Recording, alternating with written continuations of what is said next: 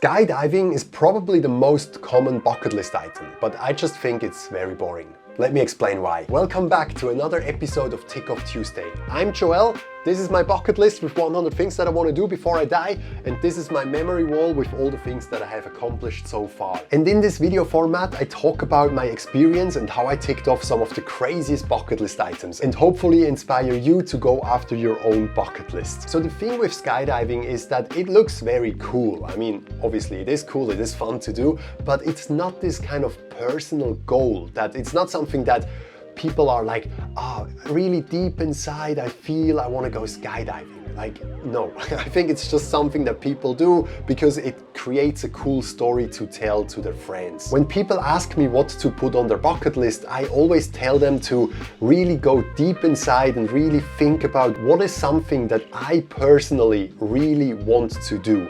And I don't think skydiving will be the case. If you look at my bucket list, you can find a lot of crazy stuff as well, but it just happens to be that this is kind of like my personality and this is the stuff that I like. You can also see it here with the things I've already ticked off. For example, the open door heli ride, then the self-made rope swing, the looping with the airplane that we talked about last week. But then you also have stuff like this. Cuddle an alpaca.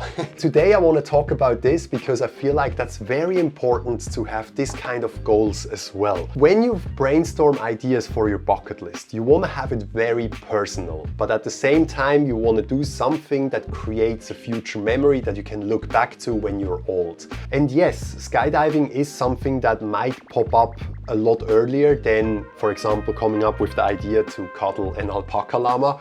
But I always try to encourage people to really think deeply so that they also come up with things that are just meaningful or maybe just fun for them to do. I will definitely share a little bit more how I cuddled the alpaca, but before that, I want to read something out of the bucket list planner. So this is the book that I wrote, and in here there are also different frameworks on how to come up with exciting bucket list ideas. One of the frameworks that I used the most to write my list was this 5 inspiration questions. And I think it just helps to break this into smaller categories instead of thinking about this overwhelming question, what do I want to do before I die? And one of the questions I ask myself is, what have I wanted to do for a long time, but I still haven't done it? These were things like, I don't know, for example, the looping with the airplane. It's something that already as a kid I was like, I would love to do a looping in an airplane. But then also another one, how can I have a positive impact on others? What is something that if you do that, you can help someone else or you can inspire someone else to also change their life. Then number 3, what would be really fun to do, especially with friends? And I think this is the category where I would put the cuddle an alpaca in. Just kind of a fun challenge. Like you have to find an alpaca and then go and cuddle that. And obviously I did that with friends, so that's why it's this fun story that it creates. And then the 2 other categories are what would create memories I'll never forget. Like what's an experience that you know once you've done that will stick with you for the rest of your life. And the 5th one is how can I show myself and others that anything is possible. I got a couple of things on my list actually that belong into that category. One of them is definitely arm wrestle with Dwayne "The Rock" Johnson. Then also going to space. I mean, if I can accomplish that, and you will remember because you've already watched that video many years ago when I was just recording those videos in my office, and now I've been to space. That will show you that you saw me as just an average guy, and now all of a sudden I went to space and I made that happen. So coming back to this, I think it's kind of like a small goal, I would say. Like it's not something that takes a lot of effort, but still it is something that you need to pay attention to and you need to commit, you need to make it happen, like you need to take action. I almost feel like that the problem with those kind of small goals is that chances are almost higher that those things are never happening because they feel so small and you don't feel like it's something you need to work on in order to make them happen.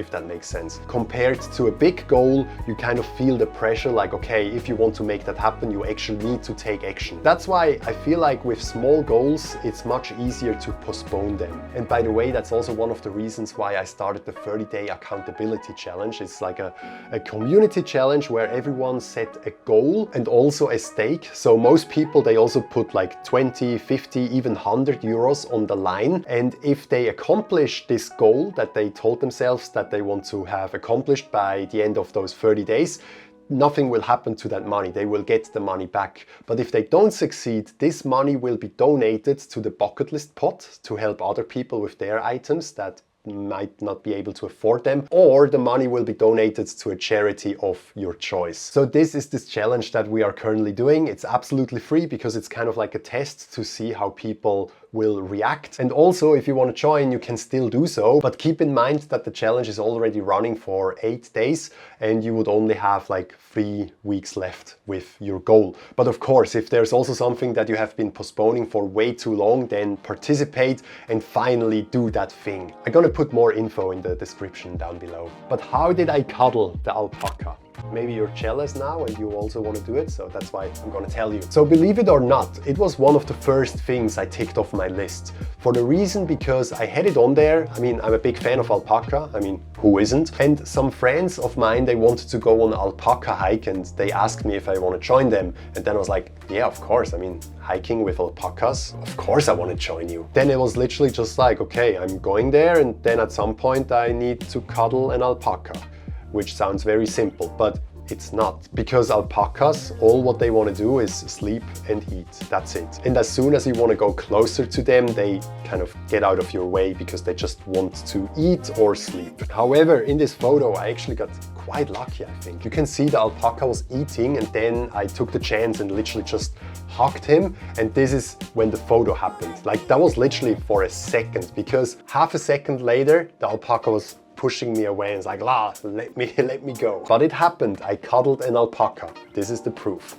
And it created this fun memory. And I just think having those small goals on your bucket list is also very important, because it's something that you can easily do, but at the same time creates those fun stories. And this is what life should be about. Like, create as many fun, exciting, interesting stories, because when you're old, you want to be able to look back to those stories and tell them to your grandkids. So that's really like the philosophy that I try to live by, because I don't want to regret that I haven't done the things that I always wanted to do. And that's the reason why I'm taking action now and create all those memories. So if you also want to create more exciting memories, then join the 30-day accountability challenge. It's absolutely free, or just subscribe to this channel to hear more stories about what I have done and how you can do the same.